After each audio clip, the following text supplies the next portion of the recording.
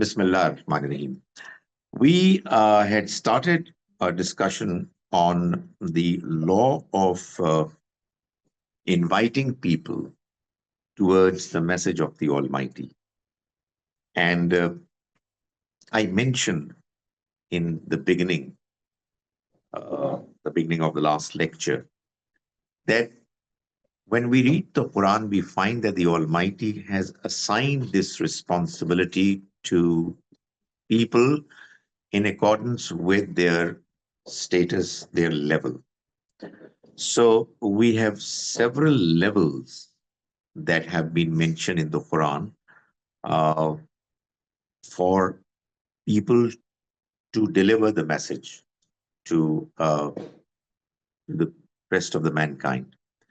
The first of the levels is that of the prophets. They are the ones who present the Almighty's message. Then there is a clear mention of this duty assigned to the children of Adam, the progeny of, Abraham, the progeny of Abraham. Uh, then we have the responsibility of the scholars towards the society. Then there is a mention of the state that has to undertake its responsibility. And finally, it's the common man who has to discharge his obligations of inviting others towards the right path. So we started our discussion on the manner the prophets are expected to discharge this obligation. And I mentioned that with regard to the prophets, the Almighty has mentioned several different stages that their process of spreading across the message is going to go through. Uh, I mentioned that essentially there are 6 stages. The stage of warning, warning to the close relatives of the prophets, as well as warning the people who were at the helm of the affairs, the intelligentsia, the people who were the uh, opinion makers, who, if they were influenced, the rest of the society would, as a consequence, be influenced as well. The second level that the prophets are then required to go through is the level of warning to all. That is, the rest of the society is addressed, and every individual is then approached, contacted for the purpose of delivering the message. The third level, when it reaches, it's time for what the Quran describes as itmamul hujjah. That is, evidence is established so clearly that it becomes irrefutable. Um, all those who are the addressees, they know that what is being presented to them is true and it cannot be rejected. And then the next stage is the stage of disassociation from the people who have rejected and migration. After migration, there's 2 more stages. One of them is essential. The other is contingent upon the question as to whether the prophet had a large number of followers as well, who would be used for the purpose of ensuring that the last stage is reached, which is punishment. So we had done the first 3 stages. I'll talk about the 4th stage, disassociation and migration. Uh, if we look at this whole scenario of presentation from the point of view of Prophet Muhammad sallallahu alaihi wasallam, the last of the prophets, uh, this is the last stage of delivering the message in the Meccan period, the pre-Hijrah period. Uh, After the message gets across to the people convincingly, uh, this stage reaches. That is, there is an announcement that the prophet now has got nothing to do with the people who have rejected the message. And it is in this stage that we find that the Quran mentions the leadership, its character is exposed. Uh, it is clearly mentioned that those who are rejecting the truth, the message of the Almighty, are the ones who have a very weak, poor character. It is because of their immoral behavior that they have been declared as unworthy of accepting the truth, because the message of the Almighty is addressed, although to the entire mankind, yet from within the humankind, only those people are expected to believe and accept the message who are good humans, because the message appeals to them. As for those people who are morally corrupt, the message would not appeal to them. So their moral corruption is exposed in this particular uh, stage. Uh, People who have rejected the message in this particular stage are informed that the time of their punishment has come. They are drawing very close to their ultimate fate.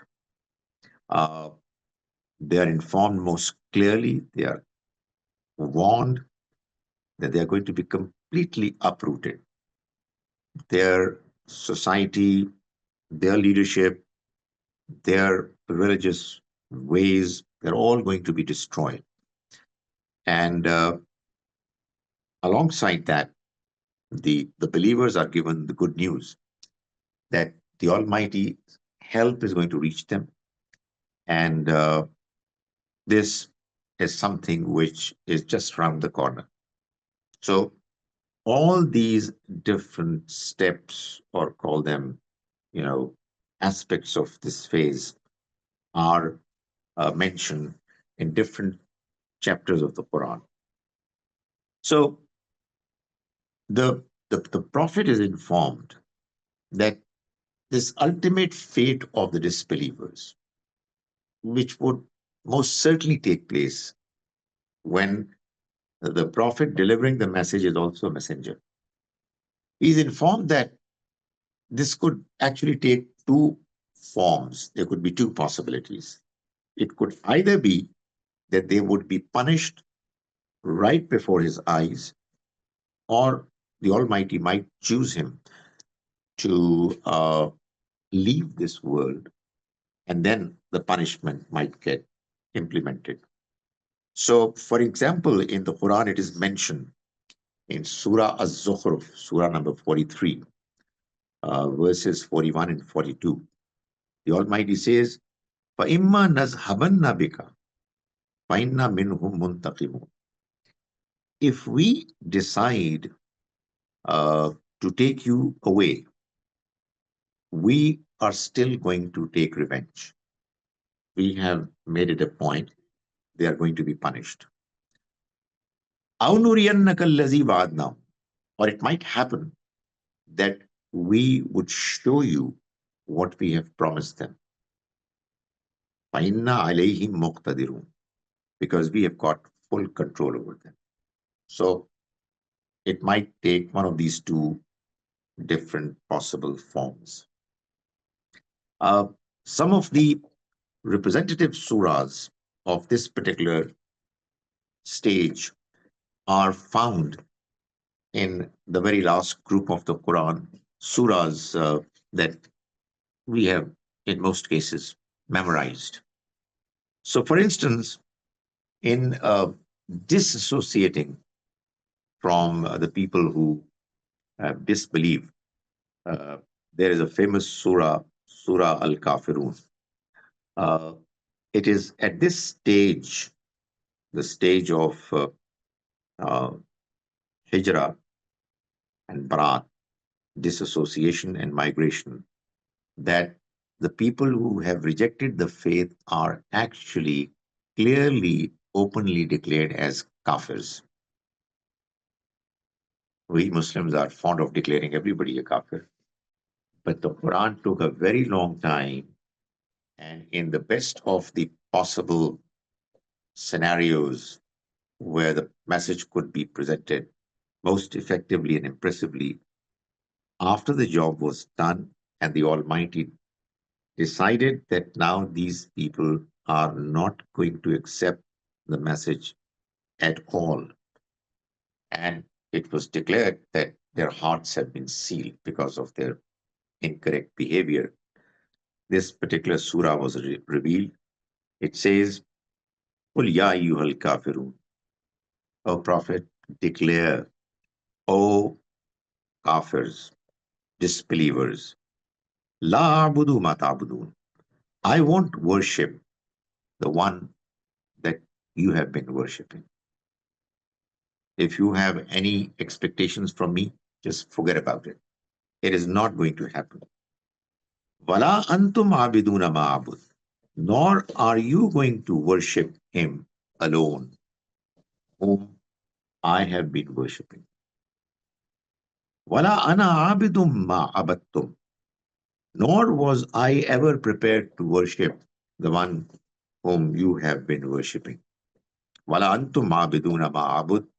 Nor have you ever worshipped him alone, whom I have been worshipping.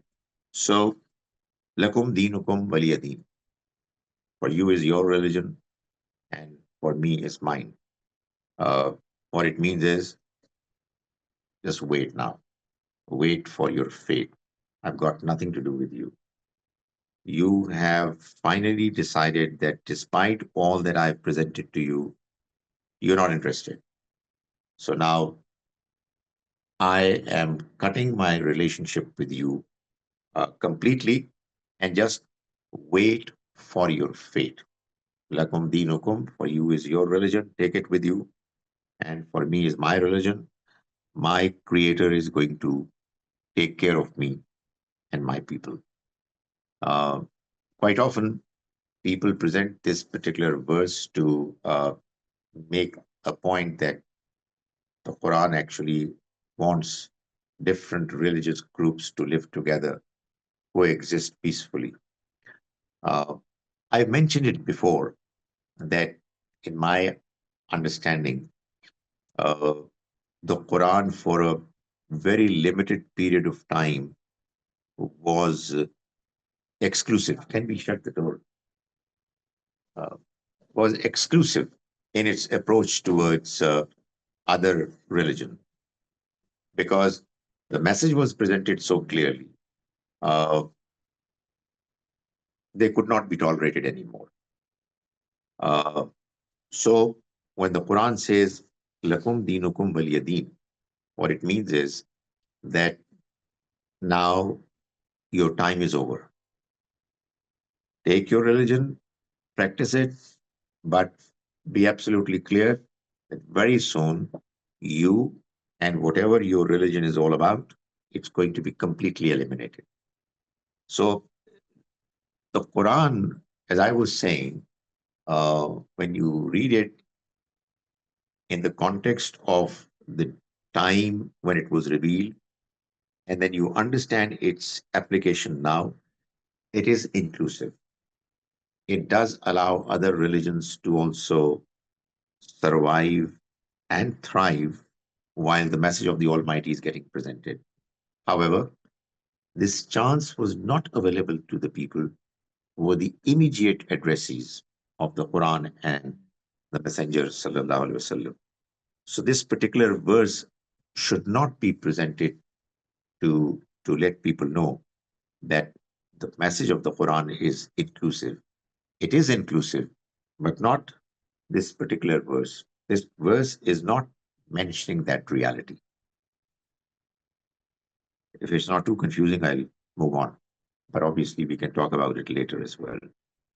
Another very important surah that was revealed in this stage, the stage of disassociation and the stage of migration, was a surah the shortest, the briefest surah of the Quran, which is in the form of a good news. Quite often not understood the manner it seems the Quran wants us to appreciate it. It says, Inna a'tainaka al-kawthar. O Prophet, we have handed over to you the custody of this center of abundance of goodness. Al-Kawthar is often uh, mentioned as a pond, a lake, on the day of judgment, where which is going to be the source the Prophet ﷺ is going to uh, draw from to help his followers to quench their thirst. That's fine, that's true. But in this world, Al Kawthar, the source of abundance, goodness, is the house of Allah, the Kaaba, the sacred mosque.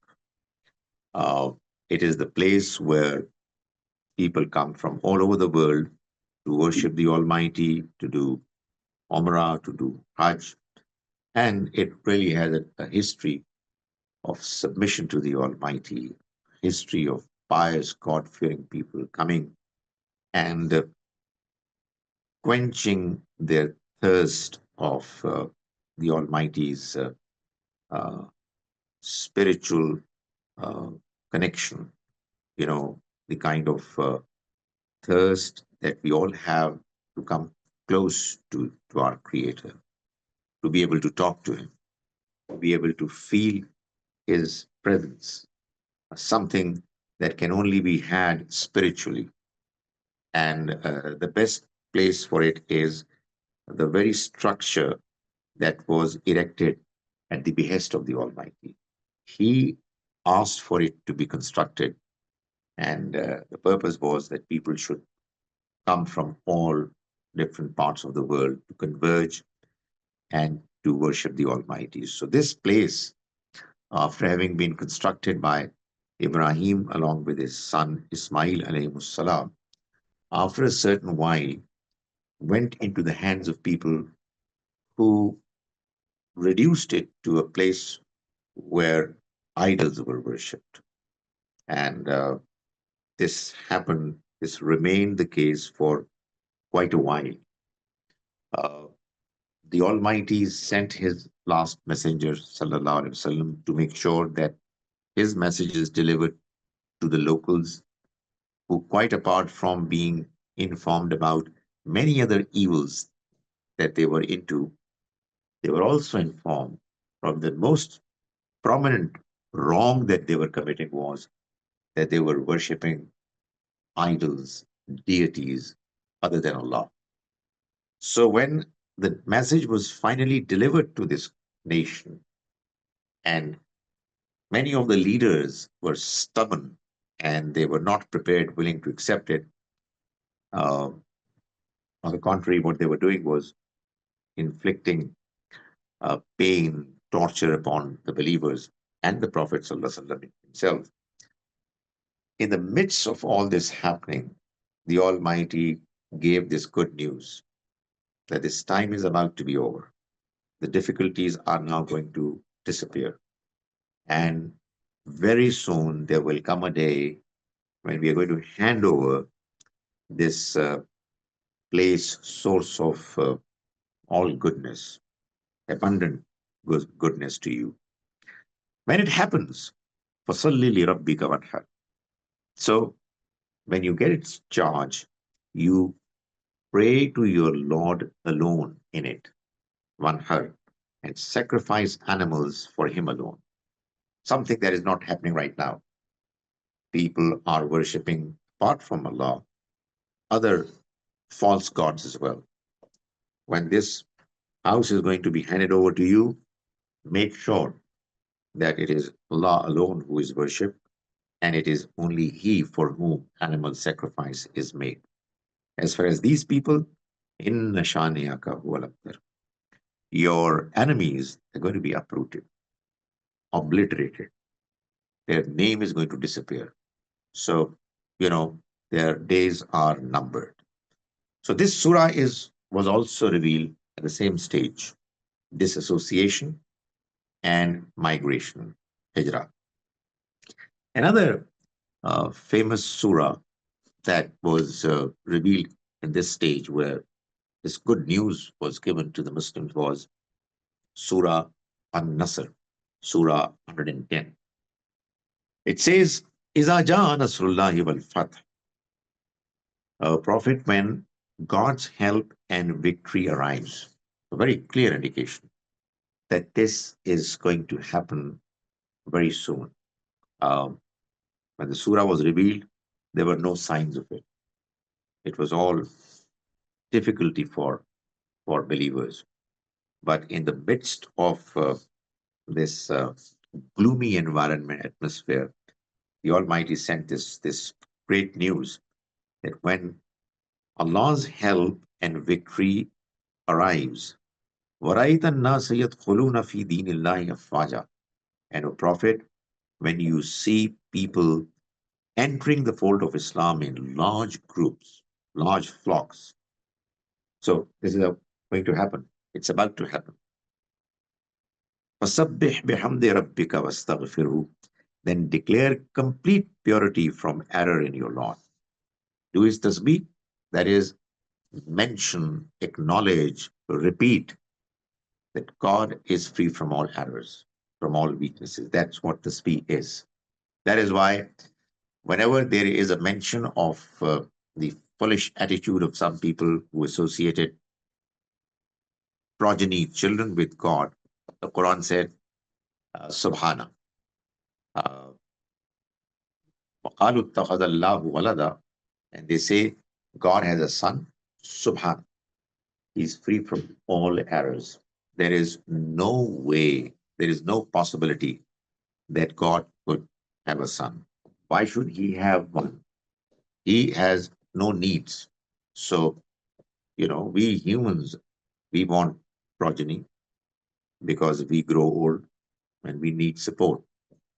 We need progeny because when we leave this world, we would like our family, right, to continue. Uh, God has no such needs. He would never grow old. He would never expire, leave this, have experience death. So that's what tasbih is. So the Almighty says that when you see that God's help and victory would arrive, and you see that people are going to enter the religion of God in large numbers, then you do tasbih of your Lord along with his praise, his hamd, wastaghfirhu, and seek forgiveness from him. Innahu kana tawwaba. Indeed, he is the one who is exceedingly forgiving. So all these uh, surahs, short surahs, they were revealed in the stage where there was this declaration of complete disassociation from the kuffar of the Prophet and his companions. And migration was just around the corner. Uh, when all this is happening and all these surahs were revealed, then came the decision of migration. But about migration, the Quran very clearly mentions that it's a decision that only the Almighty can take. Prophets are to wait for the Almighty's clear indication that they are now required to migrate. Uh, there is particularly a mention of Yunus alayhi salam, Jonah, uh, who migrated before getting a clear indication from the Almighty. He got impatient because of the attitude of his nation, and he was swallowed by a fish uh, and remained there in the belly for quite a while. And then, when he repented to the Almighty, he, he was rescued.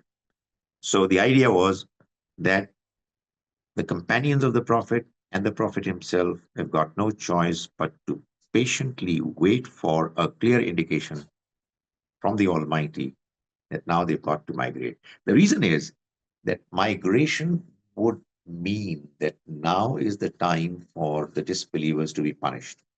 Obviously, it's a very serious matter.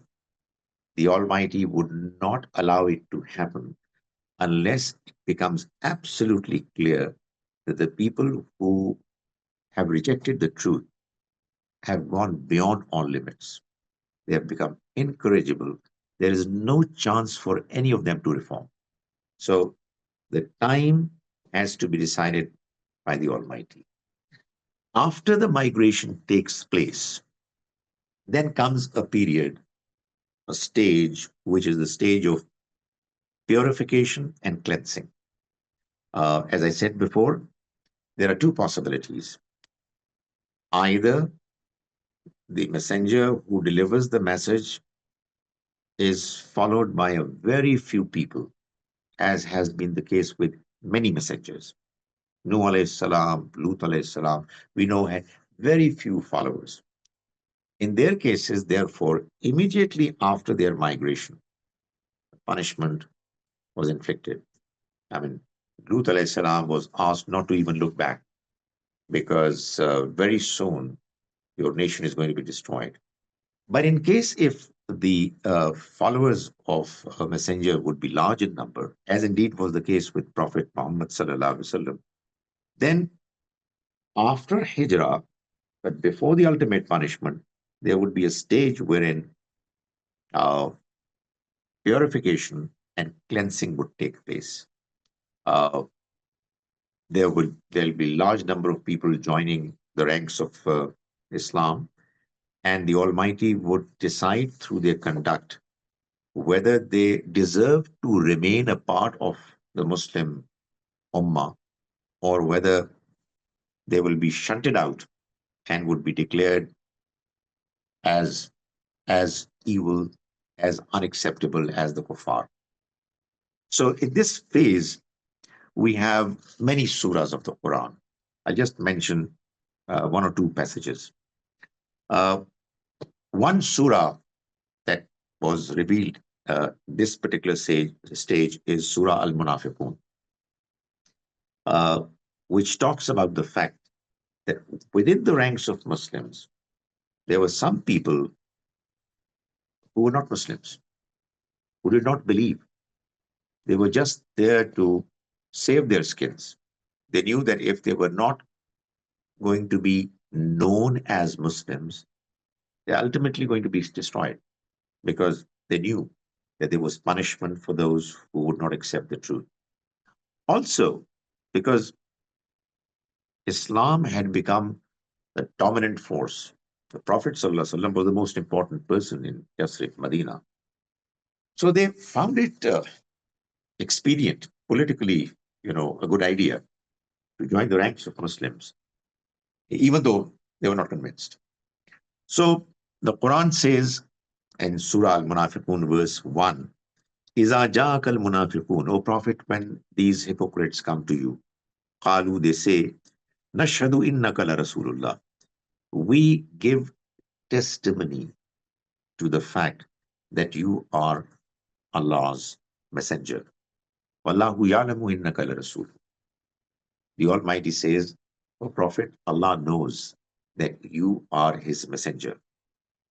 Wallahu yashhadu innal munafiqeen lakazibun. However, Allah testifies to the fact that these hypocrites are liars. What they're saying, they don't mean it. They're just doing it to show off, to save their skins. And the believers are asked to stay away from hypocrisy. So you see, this period of cleansing and purification is, on the one hand, an opportunity for the believers to purify themselves. Now, when I say believers, obviously there are various different levels: newcomers, weak believers, people who have doubts, those who are strong. So they were provided with the opportunity to purify themselves. And there was cleansing also taking place. That is, believers and the hypocrites, they were being separated from each other. The Almighty was causing certain things to happen, certain incidents to take place, which would decide whether an individual was a true believer or whether he was a hypocrite.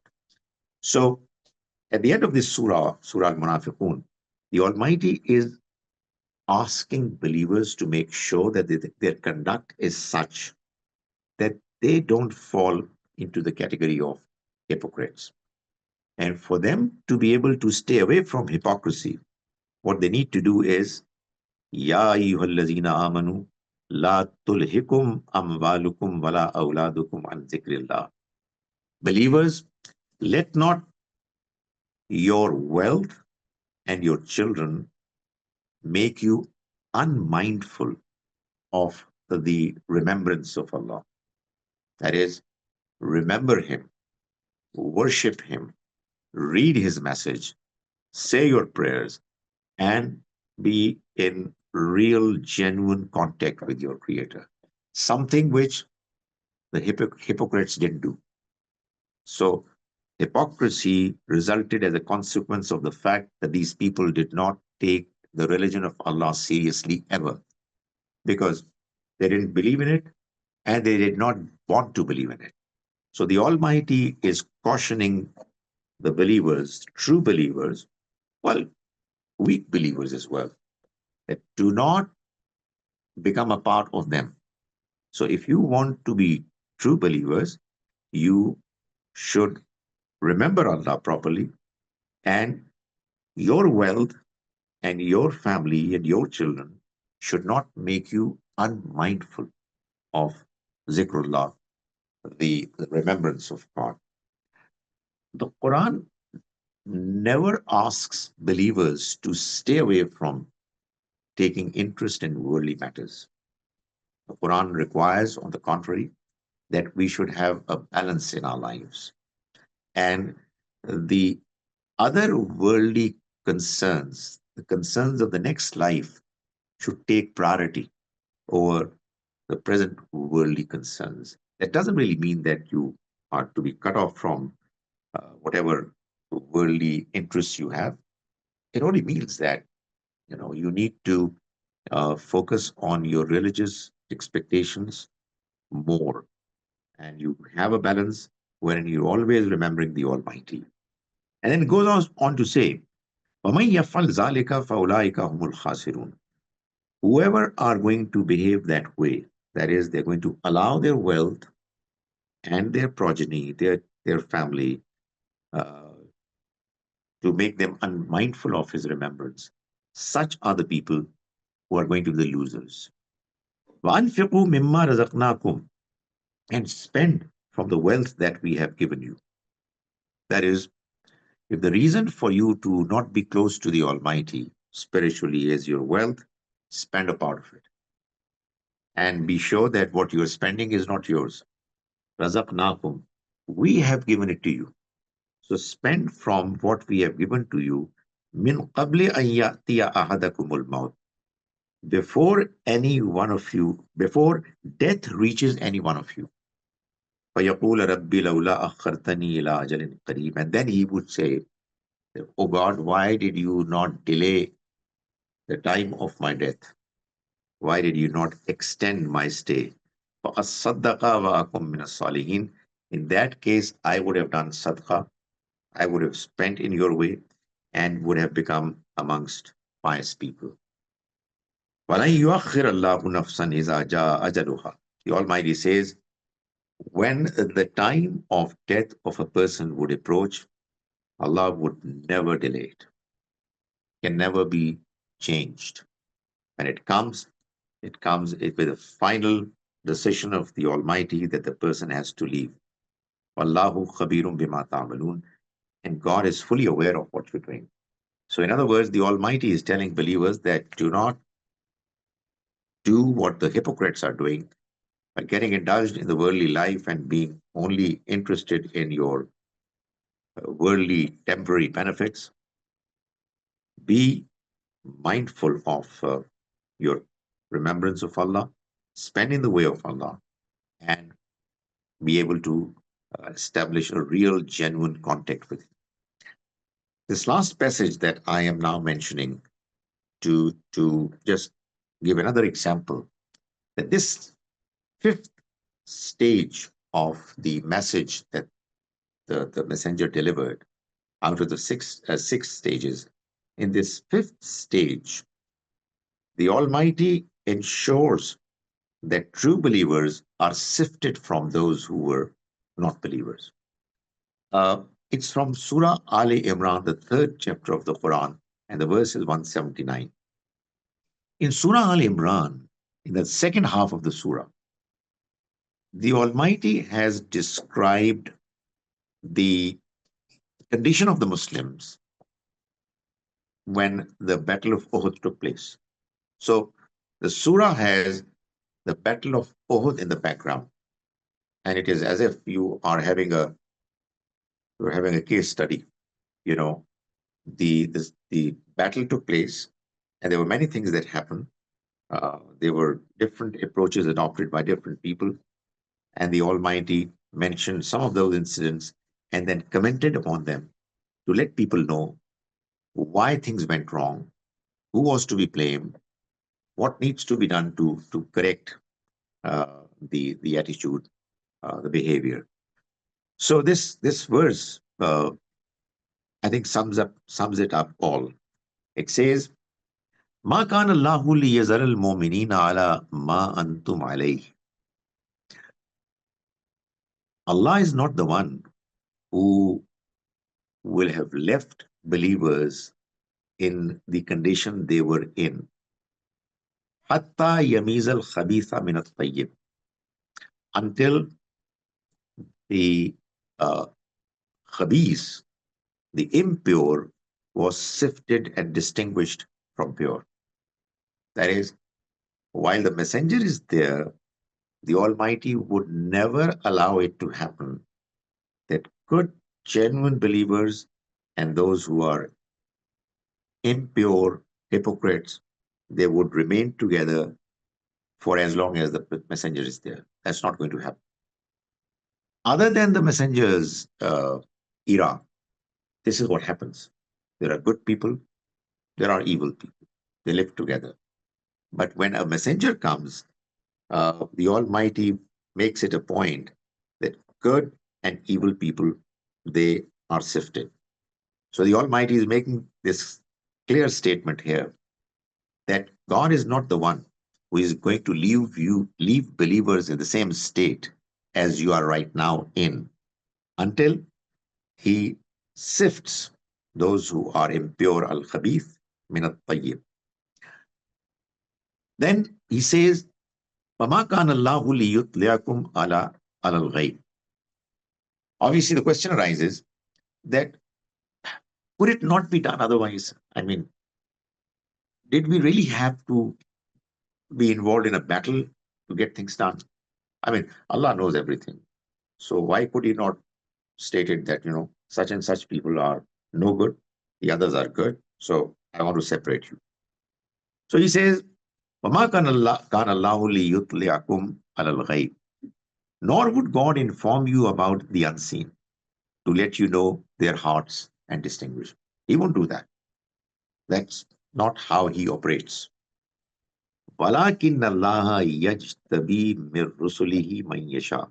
Instead, God chooses from his messengers whom he wills, and then creates tests to distinguish good people from evil ones. That is how he operates. He sends his messengers, and then he creates situations wherein people are given opportunities to respond, and it is through their responses, through their behavior, their attitude, it is decided as to who belongs to which category. فَآمِنُوا بِاللَّهِ وَرُسُلِهِ. So believe in God properly and genuinely and his messengers. وَإِن تُؤْمِنُوا وَتَتَّقُوا. And if you are going to believe properly and genuinely and be God-fearing, فَلَكُمْ أَجْرٌ عَظِيمٌ. Then for you is going to be great reward. So to sum it up, the dawah, the invitation to the people extended by the messengers, it takes 6 different stages. Um, Starts by warning the close people, those who are close to the messenger. Then the warning is extended to everybody. Then there is a time that when evidence is established in a manner that it is irrefutable. And then comes the stage of disassociation and migration. After migration, there is this sifting that takes place between the good believers and the evil ones. Well, evil people, they're not believers. And finally, there comes the punishment. The punishment part is what we're going to talk about, inshallah, in the next meeting. أقول قولي هذا واستغفر الله لي